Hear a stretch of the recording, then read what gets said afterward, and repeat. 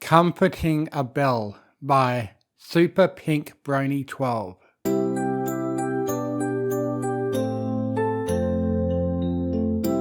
Ever since that fateful sisterhood social, Rarity had prided herself on maintaining a good sibling bond with Sweetie Belle. She tried her best to be there for her little sister, whilst also giving her space and time to be her own pony. It wasn't easy, but few things in life were. And over the years, the fashionista had watched as her little sister had slowly but surely grown. Now the filly not only had her cutie mark, but was also serving as a cutie mark counsellor. Ponies and other creatures were coming to Sweetie Belle for advice. Rarity couldn't be prouder of such developments if she tried. Yet it was now that the elder unicorn's thoughts were drifting towards more recent events. So much had unfolded so quickly over the span of just a few days. Equestria had very nearly fallen. All the bonds ponies had cherished for so long had nearly been irreparably broken. At first glance, there was nothing to indicate such events had taken place. Equestria had recovered fast, and all focus was on the fast approaching coronation of Princess Twilight as Equestria's new sovereign ruler. Rarity knew better than to assume everything was back to normal, however. Personal experience taught her that some wounds, particularly emotional ones, took longer to heal. She and her friends had all talked it out amongst themselves, checking in on each other as needed to make sure all were doing well. And it was during one such meeting that Rarity had first considered the well-being of her little sister. Sweetie Belle had of course refused to dwell upon the topic when it was first brought up. "I'm fine, Rarity," was all she bothered to say, and had trotted off looking quite content. And it was the same response with each subsequent attempt to shift conversations towards the topic. On the surface at least, Sweetie seemed unshaken.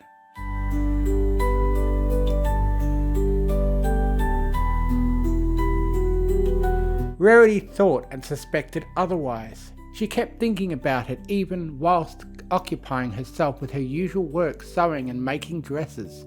"Sweetie Belle, you really shouldn't try to put off talking about what we've been through," she thought with a frown. "I know you think you're being brave, and maybe you are, but you are really not helping yourself if you avoid talking about such things. They can't be put off forever."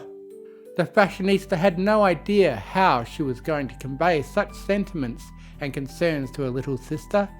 However, if Sweetie didn't want to talk about it, it seemed there was nothing her older sister could say or do that would change the filly's mind.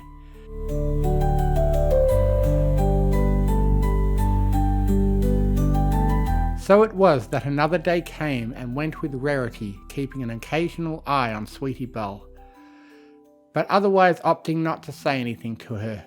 No sense trying to force a confrontation. That would not help either sister at all, or get them to say what needed to be said.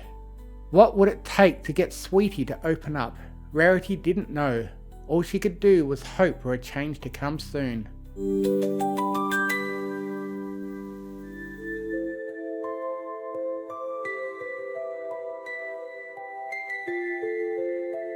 Nighttime came and the fashionista prepared herself for another good night's sleep. She'd barely even had time to work on the dress for Twilight's coronation. So busy she was in keeping up with the backlog she'd accumulated as a result of her adventures. Plus, with all three of her boutiques back in business, ponies were once again flocking to them in droves, eager to go on living as if nothing had happened. Yet, just as Rarity was about to strap on her sleep mask and pull the covers up to her neck, her trained ears picked up a faint sound that was unmistakable to her. It was the sound of sniffling, light sobbing, and it was clear where and what the source was. It was coming from the guest bedroom Sweetie Belle so often frequented when spending the night at Carousel Boutique. Her big sister instincts immediately kicked into gear as the elder unicorn rose from her bed, quick as a flash. Sleep could wait. Her little sister needed her now more than ever. She immediately yet carefully trotted down the hall from her bedroom to the guest bedroom and slowly pushed the door open. Sure enough, there was Sweetie Belle sitting up in bed and looking quite shaken. Her eyes were stained red with tears as she just lay there, clearly too distraught to even think about sleep. Yet, upon noticing that Rarity was now in the bedroom too, Sweetie hastily dove beneath the covers and tried to hide. It was no use, of course.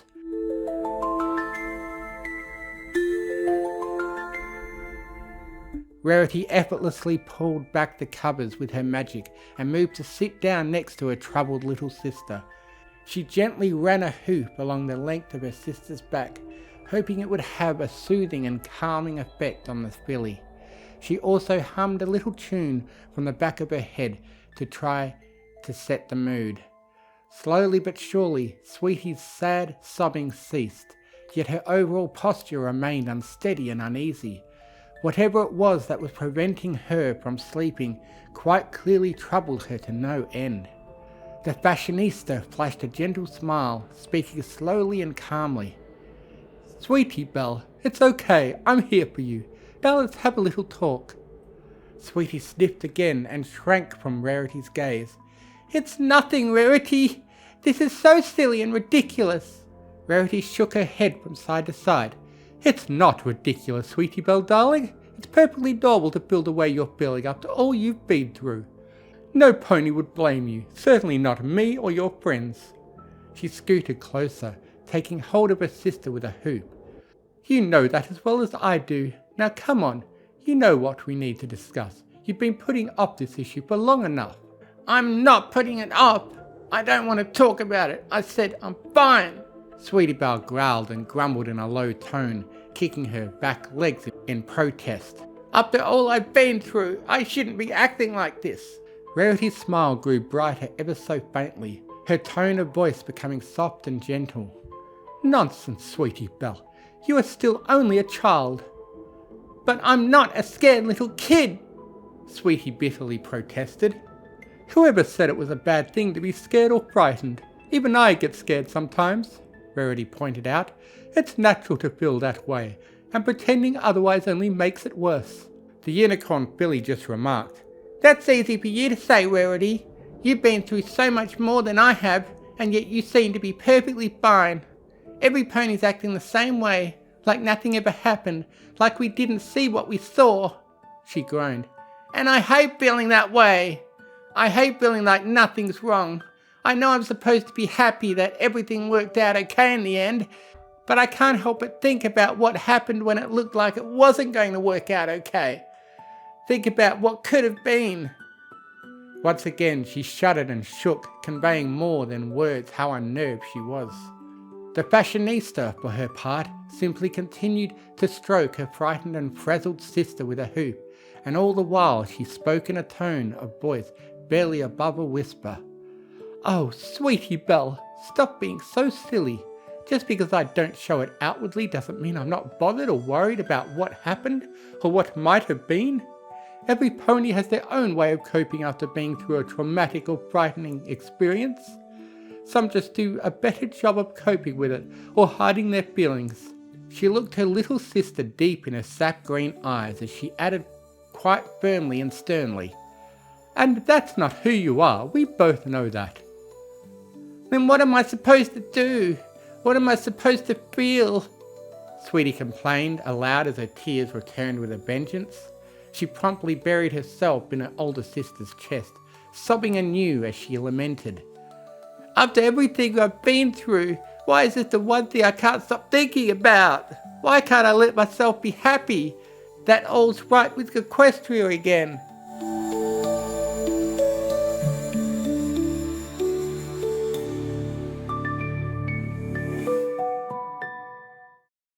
Rarity remained silent for a bit, allowing for her little sister to cry her heart out.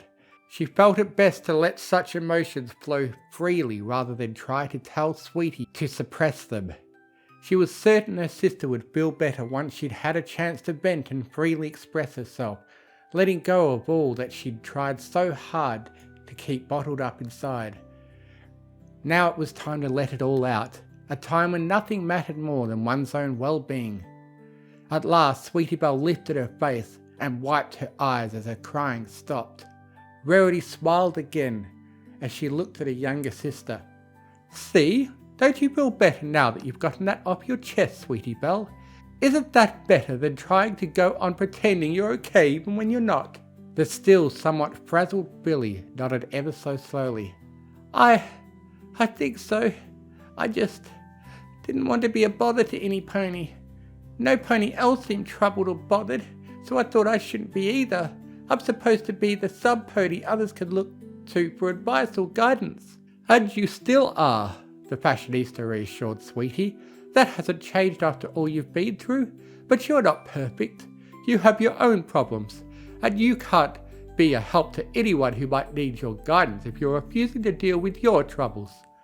She held her sister close as she went on to add, It's very brave of you to try to push on and pretend like nothing's wrong, but sometimes the bravest thing you can truly do is admit that you're not okay. Sometimes it's okay to think about yourself. When you've been through a frightening or traumatic experience, it helps to talk about it with some pony you trust. Like you? Sweetie Belle asked, even though she knew she probably didn't need to. Rarity nodded back. Yes, and not just me. It's why you have so many friends. They're always there for you, just like you're always there for them. I'm sure if you talk to them, you'll find many of them feel the same way you do. She concluded by saying, Above all else, Sweetie Belle, you should remember that you're still just a pony. Sometimes you're going to feel scared or anxious or upset, and when you feel that way, it's important not to try to pretend otherwise. Doing so can lead to disastrous consequences. Do you understand? For a moment, Sweetie was silent, thinking over her big sister's words. Then she managed to nod and smile. Yeah, I believe I do. She leaned wholeheartedly into Rarity's embrace and nuzzled up against her. Thanks for having this talk with me, Rarity. I thought I didn't need to have it, but it turns out I really did. I feel better now, I think. It feels like something's been lifted from me. The fashionista sweetly replied as she slowly rose from the bed. Glad to hear it, Sweetie Belle. She patted her little sister gently on the forehead. Now, do you think you could get some sleep so that I could stop worrying about you and get some myself? Actually, Rarity, Sweetie sheepishly asked, trying hard to keep from blushing. Could I sleep with you just for tonight? I think I'll feel better and sleep better if I know you're right there if I need you. Rarity was happy to oblige the offer. Of course, Sweetie Belle. I was wondering when you might ask. I think we'll both find it easy to sleep if we both know we're next to each other. She then kindly waited for her sister to get out of bed and ushered her out of the guest bedroom. All in all, this conversation had worked out better than the fashionista had hoped for.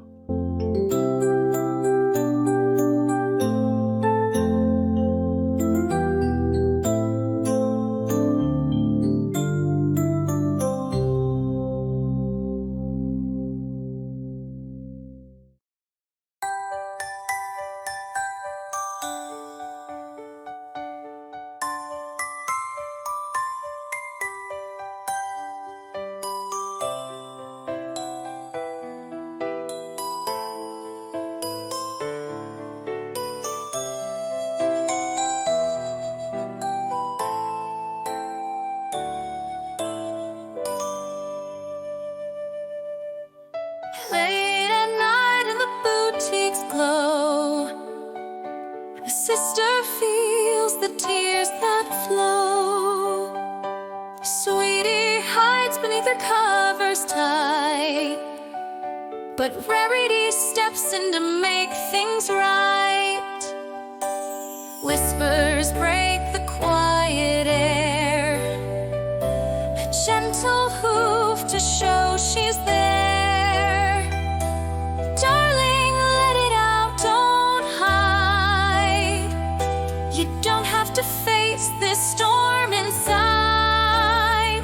It's okay to feel, it's okay to cry, to wonder why the world's not right. Bravery's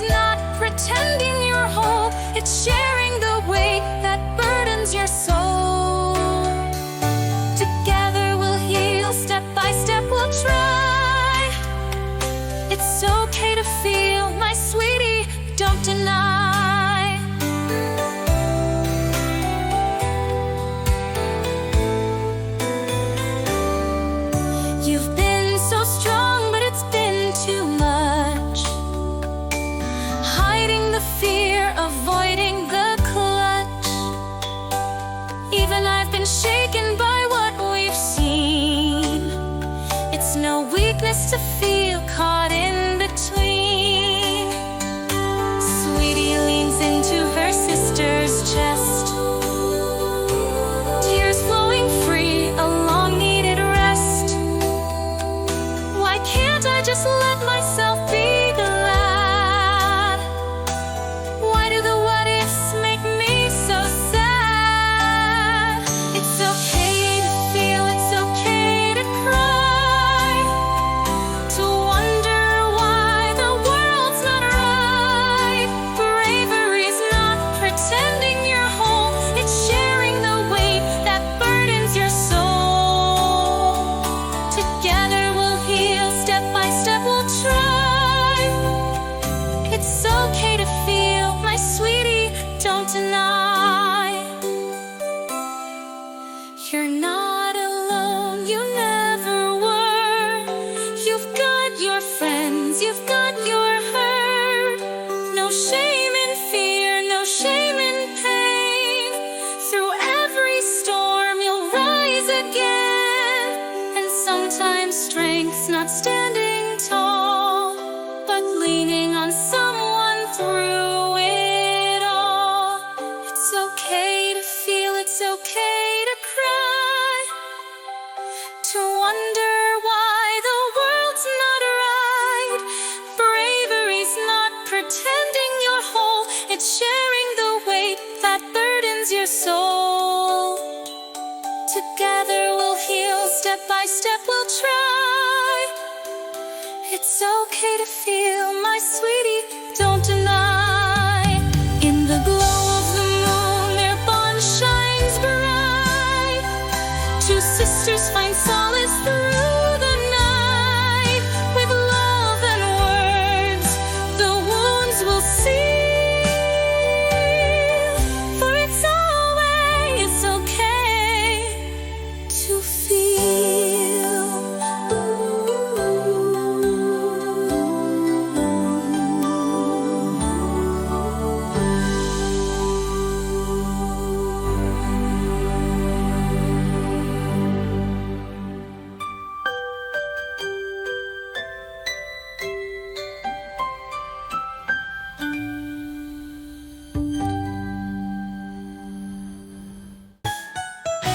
It's the Mystery Pony Fiction Channel.